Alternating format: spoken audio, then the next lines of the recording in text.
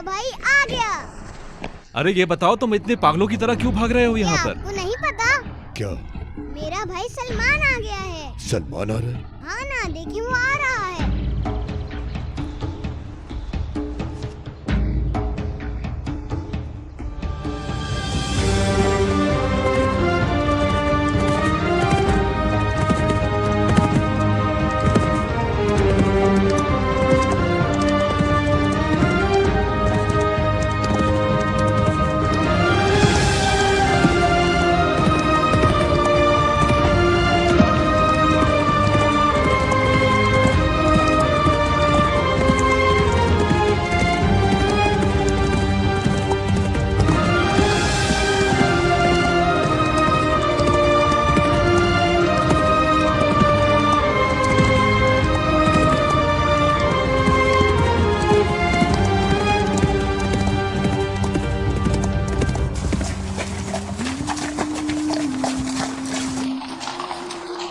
लगता है ये नया घोड़ा लाया है।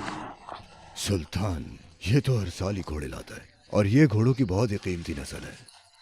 मेरे तो सारे ही घोड़े कीमती हैं। आ गया मेरा शेर। आजा बेटा, मेरे गले लग जा। खुश आमदीद। कोशिश तो बहुत की उसने मगर फरार नहीं हो सका। तुम्हारे हाथ से कोई घोड़ा बचा है? तुम तो खाए पिए बगैर भी जिंदा रह सकते हो। मेरा बस चले तो भेड़िए को भी मार के खा जाऊं। तुम सुनाओ, काम कैसा चल रहा है? हाँ हाँ, सब जबरदस्त है।